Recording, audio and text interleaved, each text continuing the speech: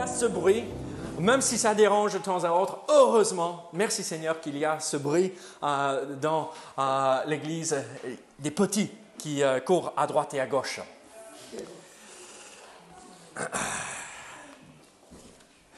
Très bien, je vous invite à ouvrir votre Bible à Actes chapitre 17. Nous allons regarder le chapitre entier aujourd'hui. N'ayez pas peur, on va finir vers 14 heures. Donc, vous allez pouvoir manger toujours. Peut-être le repas qui est au four sera cramé entre-temps, ou froid entre-temps. Je ne sais pas comment vous avez préparé le repas, mais nous allons bien manger du bon pain céleste. En tout cas, on prie dans ce sens. Et donc, Actes chapitre 17, la semaine dernière, avec Dimanche de Pentecôte, nous avons vu juste un seul verset, le verset 5 de ce chapitre.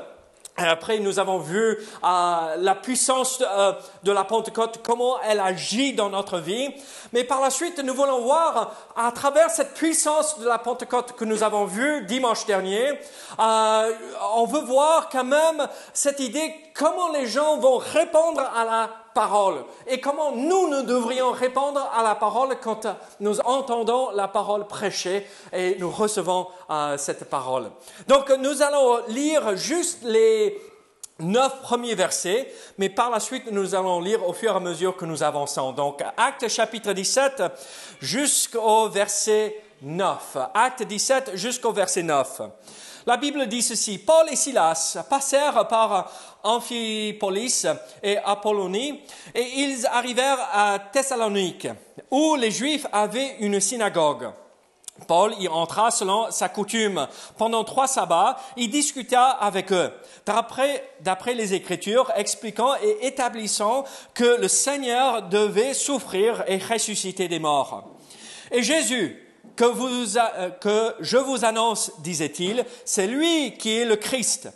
Quelques-uns d'entre eux furent persuadés et se joignirent à Paul et à Silas, ainsi qu'une grande multitude de Grecs craignant Dieu et beaucoup de femmes de qualité. Mais les Juifs, jaloux, prirent avec eux quelques méchants hommes de la populace, provoquèrent des attroupements et répandirent l'agitation dans la ville. Ils se portèrent à la maison de Jason et ils cherchèrent Paul et Silas pour les amener vers le peuple. Ne les ayant pas trouvés, ils traînèrent Jason et quelques frères devant les magistrats de la ville en criant « Ces gens qui ont bouleversé le monde sont aussi venus ici. » Et Jason les a reçus. Ils agissent tous contre les édits de César, disant qu'il y a un autre roi, Jésus. Par ces paroles, ils émurent la foule et les magistrats qui ne laissèrent aller Jason et les autres qu'après avoir obtenu d'eux une caution. Prions ensemble. Seigneur, sois avec nous ce matin. Aide-nous à comprendre comment il faut répondre à ta parole, comment il faut agir pour recevoir ta parole, Seigneur.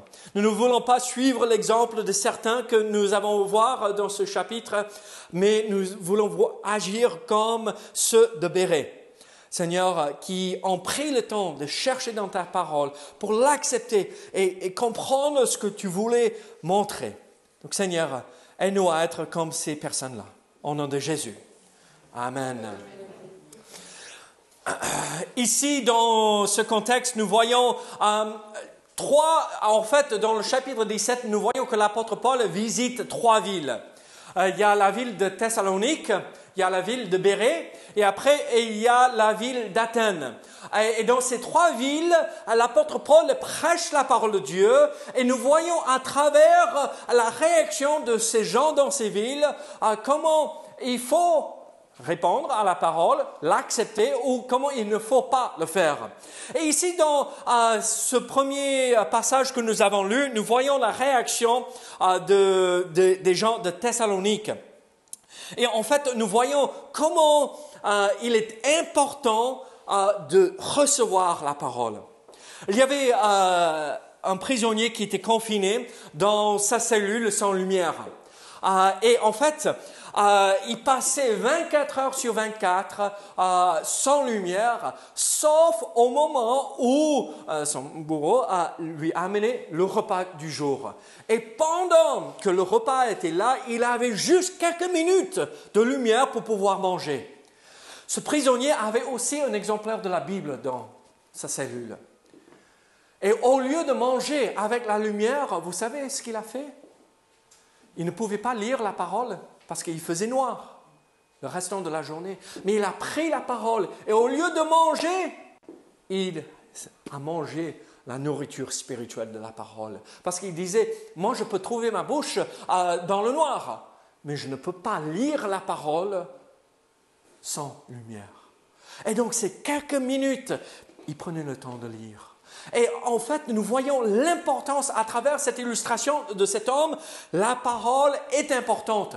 Mais comment allons-nous recevoir et accepter la parole? Comme lui, on attend avec impatience pour que un peu de lumière entre pour qu'on puisse lire, ou allons-nous rejeter la parole, comme nous avons vu dans ce passage que nous venons de lire. En fait, pas juste rejeter, mais résister à la parole. En fait, la réaction et la réponse que nous voyons dans l'Église, dans la ville de Thessalonique, oui, bien sûr, il y a eu quelques personnes qui sont venues au Seigneur. Jason, qui était un membre de la famille de l'apôtre Paul, c'est pourquoi c'était lui qui a dû payer la caution pour être sûr que Paul allait partir de la ville. Mais aussi, il y avait ces autres juifs pieux et ces grecs et beaucoup de femmes qui sont venues au Seigneur. Alors, nous voyons que oui, bien sûr, certains sont venus au Seigneur, ils ont accepté la parole, mais la grande majorité des gens dans la ville de Thessalonique, qu'est-ce qu'ils ont fait? Ils ont résisté à la parole. Ils ont rejeté ce livre si merveilleux. C'est un livre tellement magnifique. Avez-vous accepté ce livre pour vous-même? La Bible est une bibliothèque entière. Evelyne, femme de pasteur pendant longtemps, combien de livres y a-t-il dans l'Ancien Testament? Sur le moment, sur le tas, c'est 39. Très bien. Raoul, tu as grandi dans une famille chrétienne. Combien dans le Nouveau Testament? Il y a combien en tout? 66. Donc, elle a donné la réponse. Donc, 39 moins 66. Il y a 27 dans le Nouveau Testament. Donc, il y a 39 livres de l'Ancien Testament, 27 livres du Nouveau Testament, 66 en tout. Une bibliothèque remplie de choses merveilleuses pour nous chaque jour. Il y a 929 chapitres dans l'Ancien Testament. 929 chapitres dans l'Ancien Testament. 260 chapitres dans le Nouveau Testament. Et donc, il veut dire 1189 chapitres en tout. Avez-vous lu tous ces chapitres? 1189 chapitres. Il y a combien de versets dans l'Ancien Testament? 33 300 et plus, selon qu'on découpe. 33 000 versets, plus de 33 300. Avez-vous pris le temps de lire ces 33 000? Le Nouveau Testament, il y a quand même un peu moins, il y a 7 959 pour un total de 41 200. Vous savez, la plupart du temps, nous regardons ce livre comme un tout et c'est bon, et c'est là le dimanche matin, c'est bon. Mais en fait, on devrait prendre le temps de lire chacun de ces versets. Et malheureusement, nous tombons dans l'exemple que nous retrouvons dans la ville de Thessalonique. Oui, certains ouvrent, mais la grande majorité rejette parce que ce n'est pas pour moi. Et en fait, qu'est-ce que nous voyons ici dans cette ville, la ville de Thessalonique? Nous voyons qu'ils ont résisté à la parole. Et comment ont-ils fait pour résister? En fait, l'apôtre Paul a prêché et proclamé la parole. Qu'est-ce qu'il faisait pour proclamer la parole? Il discutait avec les gens. La Bible nous montre, il discutait pendant 3 semaines avec les gens dans la synagogue, qui veut dire, il avait une conversation. Ce n'était pas juste quelqu'un qui était là devant tout le monde et il tapait sur la tête de tout le monde avec la parole, acceptez-le. Non, il parlait, il partageait, il entretenait une conversation pour que les gens puissent interagir et apprendre la parole. Qu'est-ce qu'il faisait de plus? Il expliquait la parole aussi pendant ces 3 semaines. Et après, il établissait la parole comme « voilà la vérité ». Il n'y a pas autre chose. Voici comment Christ a dû mourir, comment Christ est venu pour être le sauveur du monde. Et par la suite, il le proclamait, il annonçait à tout le monde qui voulait l'entendre. Et alors, voilà comment l'apôtre Paul faisait pour proclamer la parole et donner l'occasion à ceux de Thessalonique d'accepter la parole. Mais malheureusement, regardez ce qui s'est passé à partir du verset 5. Mais les Juifs jaloux prirent avec eux quelques méchants hommes de la populace, provoquèrent des attroupements et répandirent l'agitation dans la ville. Ils résistaient. Mes amis, parfois nous allons voir des gens, quand nous partageons l'évangile, dire non, je ne veux pas. Ils vont résister, ils vont se braquer contre la parole de Dieu. Et ils ne vont pas avoir les oreilles ouvertes à entendre la parole.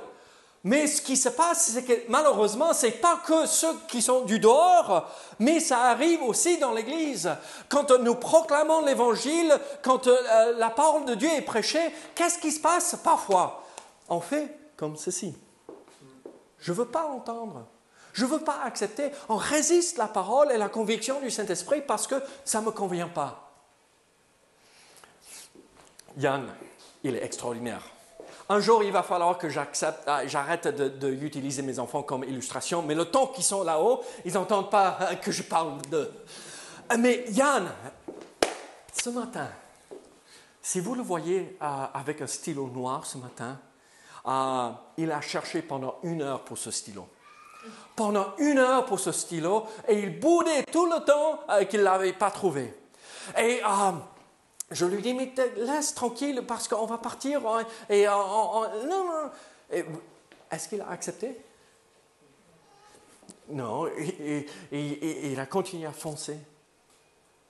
Non, je vais trouver mon stylo. Non, je vais trouver... Et il résistait. Oh, t'inquiète, tu as joué avec ce stylo hier. On va le retrouver. Pourquoi un stylo aussi important? Déjà, mais bon. Pourquoi?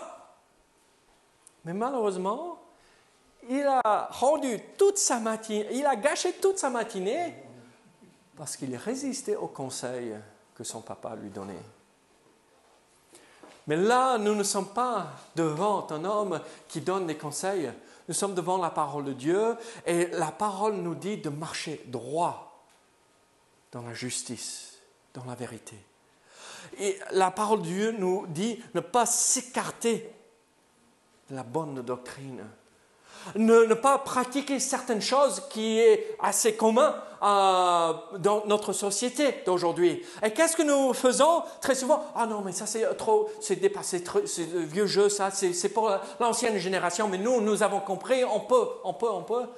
Et non, il ne faut pas résister à la parole, il faut l'accepter, il faut venir et l'accepter. Alors mes amis, je vous pose une question. Qu'est-ce que le Seigneur vous a montré? Qu'est-ce que le Saint-Esprit dans votre cœur vous a montré et il vous a convaincu qu'il fallait faire ceci ou cela? Ou arrêter de faire ceci ou cela? Est-ce que vous résistez? Ou est-ce que vous l'acceptez? Dieu nous parle chaque fois que nous ouvrons la parole de Dieu. En fait, vous savez comment Dieu nous parle? Dans ce livre-là, Thomas, dans tes mains. C'est là où Dieu nous parle, et après nous parlons avec Dieu à travers la prière. Alors, nous voulons entendre la voix de Dieu dans notre vie. Nous voulons sentir sa conviction dans notre vie pour nous donner la direction, mais acceptons le tout. Mais il ne faut pas piocher à droite et à gauche ce qui nous convient. C'est un tout. Même si c'est une bibliothèque entière, c'est un tout.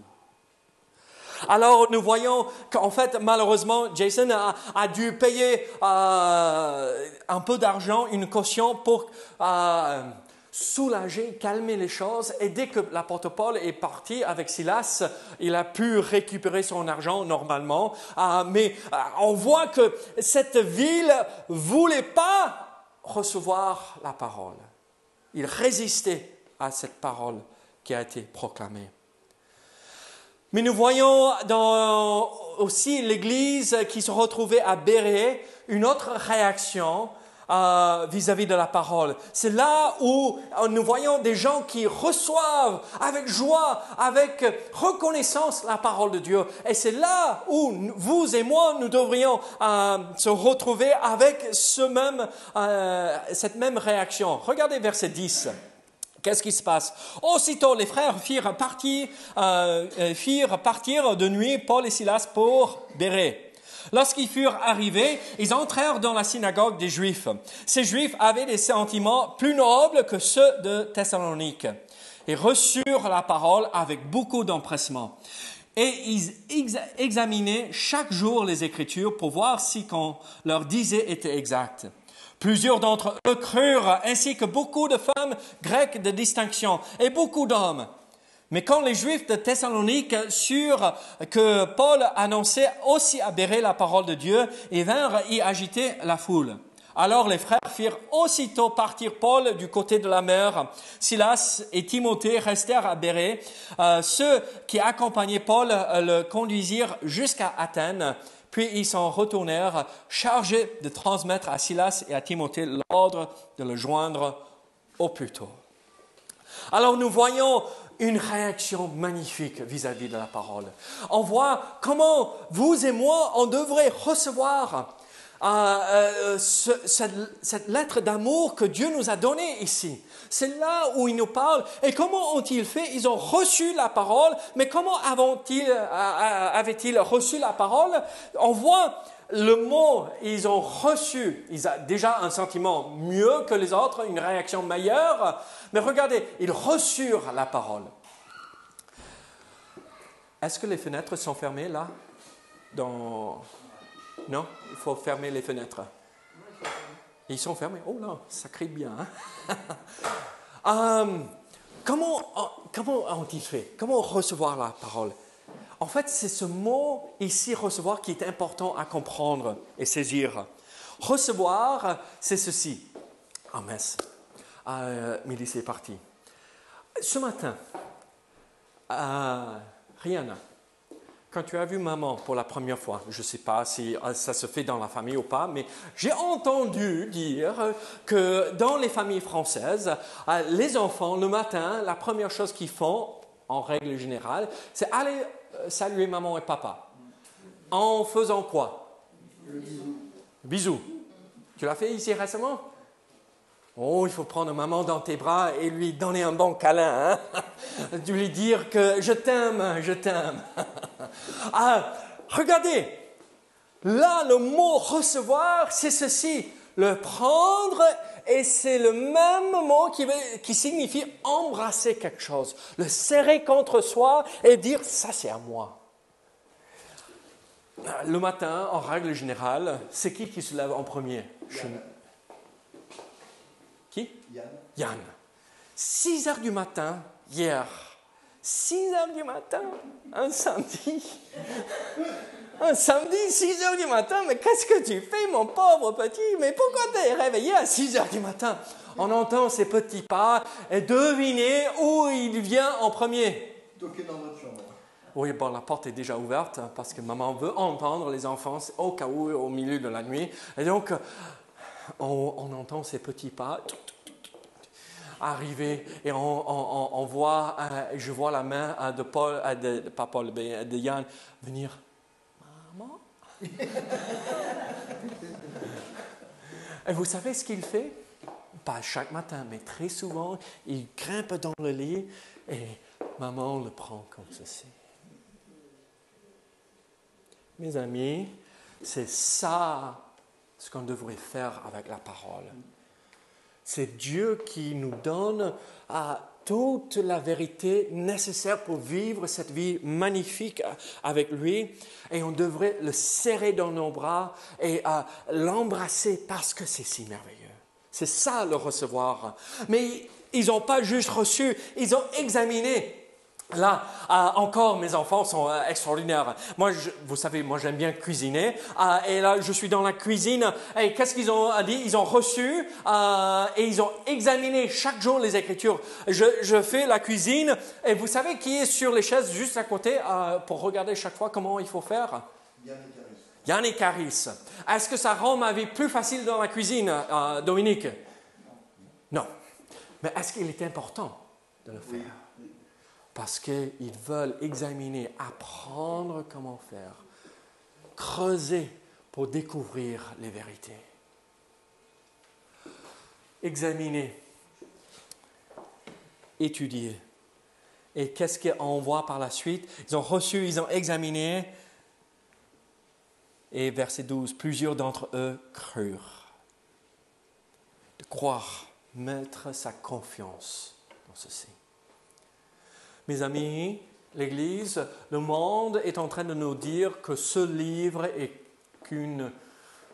un récit de fables, de contes inventés par les hommes, de ce qu'on a trafiqué au fur et à mesure pour arriver à ce que nous avons aujourd'hui. Mais moi, je suis ici pour vous dire, ceci est la parole de Dieu. On peut la faire confiance. On peut la serrer dans nos bras, l'embrasser de tout notre cœur et l'accepter et y croire. Il n'y a rien de meilleur que ce livre pour la vie d'aujourd'hui. Elle n'est pas dépassée par le temps. Elle n'est pas vieux jeu. Elle n'est pas pour l'ancienne génération. Elle n'est pas que pour les personnes âgées, comme les jeunes disent. Non, elle est d'actualité. Elle est pour aujourd'hui. Elle nous prédit même l'avenir. On sait ce qui vient. Tout ce qui se passe dans le monde actuellement, avec les guerres, les famines, les fléaux et tout cela, ça ne nous étonne pas. Parce que la parole de Dieu en parle. Elle est là. L'avez-vous accepté? L'avez-vous reçu? Vous savez ce qui est magnifique, juste comme illustration, quand nous recevons la parole, comme les gens de Béret ont fait, ça nous change, ça nous transforme. Je ne sais pas si vous avez compris ce qui s'est passé là. Donc, les gens de Thessalonique qui résistaient à la parole, qui ne voulaient pas la voir, viennent embêter Paul et Silas encore à Béret parce qu'ils ont entendu que Paul et Silas étaient là. Et les frères et les sœurs de Béret, de l'église de Béret, ont pris Paul et Silas et ont dit non, il vaut mieux partir vite, de peur qu'ils vont enlever votre vie. Et donc, qu'est-ce qu'ils ont dit? Pas juste simplement partez pour que vous soyez sains et saufs, mais ils les ont accompagnés. Regardez quelque chose ici. Vous voyez Béret? Je vais vous montrer là. Est-ce que vous voyez Béret ici? D'accord? Et ils sont descendus jusqu'à là, jusqu'à Athènes. Ce n'est pas juste monter à Toulouse. Ce n'est pas la porte à côté, Tarbes. Vous savez, pour faire de Béret jusqu'à Athènes, on parle de plusieurs jours de voyage. Même si aujourd'hui, on allait traverser tout cela en voiture, d'accord? Eux, ils sont partis par la mer, donc un peu plus facile, entre guillemets, même si c'était dangereux. C'est plus de 500 kilomètres. 500 kilomètres de Béret à Athènes. 500 kilomètres. Vous savez combien de kilomètres on peut faire par jour à pied? Une trentaine. 40 si on est en pleine forme. Bateau, ça prendrait plusieurs jours, 2-3 jours. Ce n'était pas donné non plus. Et donc, le changement que nous voyons chez ceux de Béret, c'est qu'ils ont accepté la parole, ils l'ont embrassée et ça Ils étaient prêts à se sacrifier par la suite pour servir Dieu. Alors, nous voyons qu'en fait, quand nous recevons la parole nous change. Nous sommes prêts à servir les uns les autres. Nous sommes prêts à se donner pour faire avancer l'œuvre de Dieu. Alors, je vous pose une question. Est-ce que vous avez reçu la parole? Et comment savoir si vous l'avez reçue? On est prêt à servir. On est prêt à s'impliquer dans le ministère avec le Seigneur. Vous êtes en train de dire, mais moi je ne suis pas appelé au ministère, je suis là. Non, chacun de nous, nous avons un rôle à jouer dans l'Église. Chacun de nous, nous avons un service à rendre dans l'Église. Chacun de nous, nous avons notre place à servir dans l'Église. Alors, comment servons-nous le Seigneur après avoir reçu la parole? Mais malheureusement, dans le monde, nous voyons qu'il y a ceux qui résistent. Mais heureusement, il y a ceux qui acceptent, qui reçoivent. Mais il y a aussi ceux qui ridiculisent la parole. Qu'est-ce qui s'est passé à Athènes? Paul s'embarque pour ce voyage avec les frères de Bérée. Ils partent et regardez à partir de verset 16. Comme Paul les attendait à Athènes, il sentait au-dedans de lui son esprit s'irriter à la vue de cette ville pleine d'idoles. Il s'entretenait donc dans la synagogue avec les Juifs et les hommes craignant Dieu, et sur la place publique chaque jour avec ceux qu'il rencontrait. Quelques philosophes épicuriens et stoïciens se mirent à lui parler, et les uns disaient: « Que veut dire ce discoureur ?»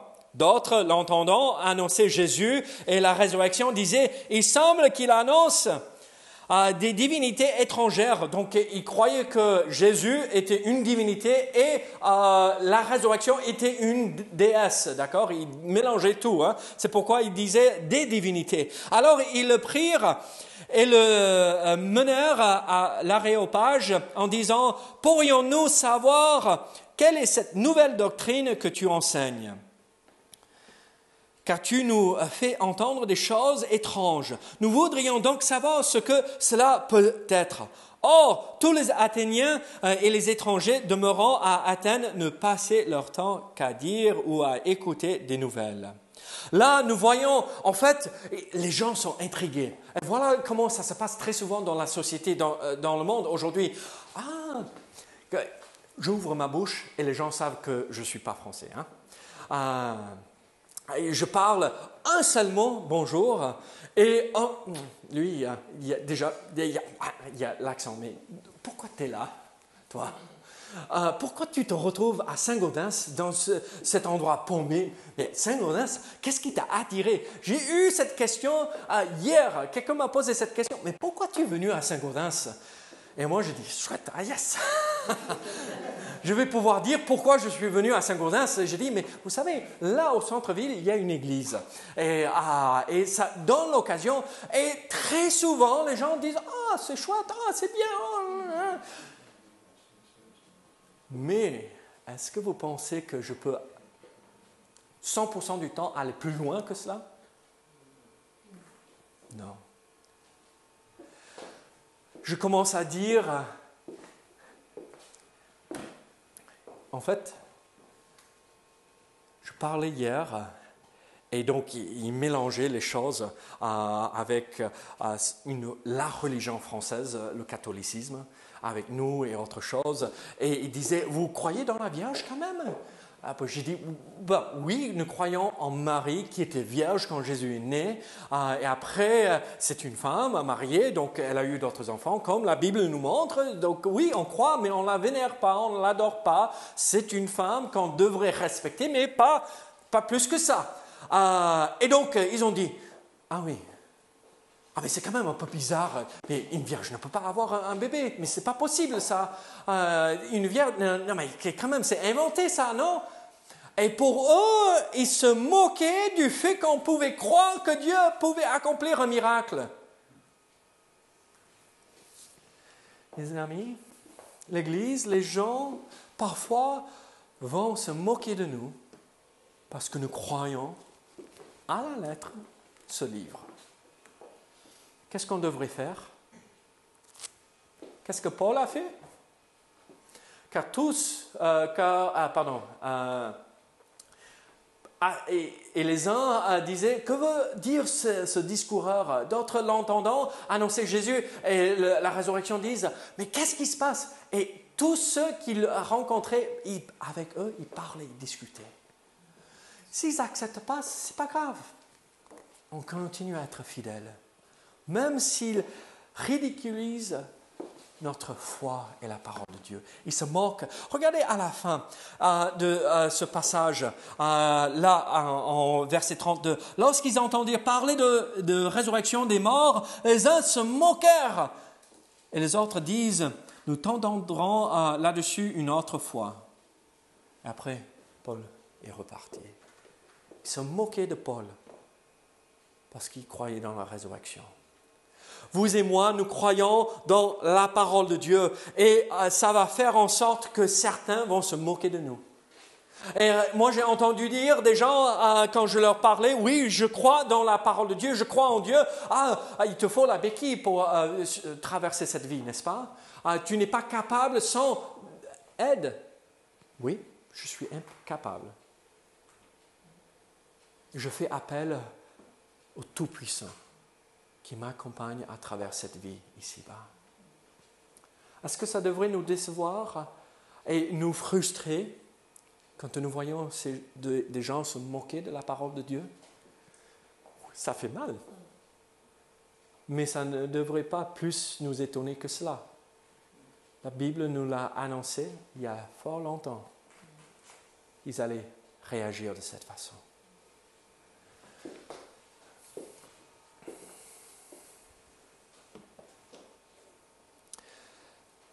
Comment faut-il agir?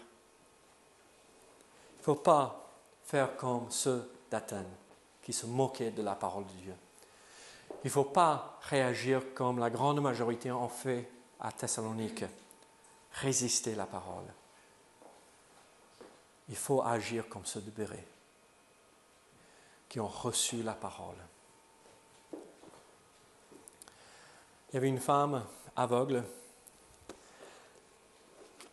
et quelqu'un lui avait donné un exemplaire de l'évangile de Marc en braille. Et elle était heureuse dans la joie. Chaque jour, elle prenait la Bible pour lire. Mais au fur et à mesure, avec le temps, elle perdait la sensibilité dans ses doigts. À force d'utiliser ses mains, ses doigts, à vivre parce qu'elle ne pouvait pas voir quoi que ce soit, elle perdait la sensibilité dans ses doigts. Et à un moment donné, elle a voulu enlever cette couche de peau dure. Vous savez, quand ça devient dur, les cornes, elle a voulu enlever cela pour pouvoir lire la Bible. Dans sa simplicité, elle ne savait pas ce qu'elle faisait. Et donc, elle a arraché.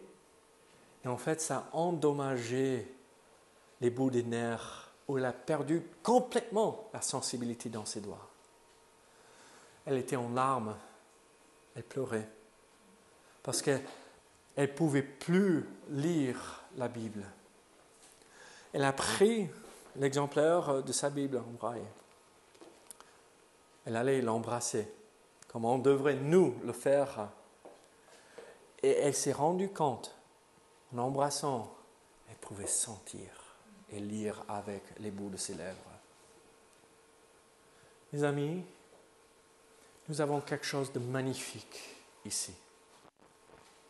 Comment allons-nous faire? Comme elle, le serrer dans ses bras et l'embrasser chaque jour et l'accepter? Ou ce verset-là, je vais le laisser de côté.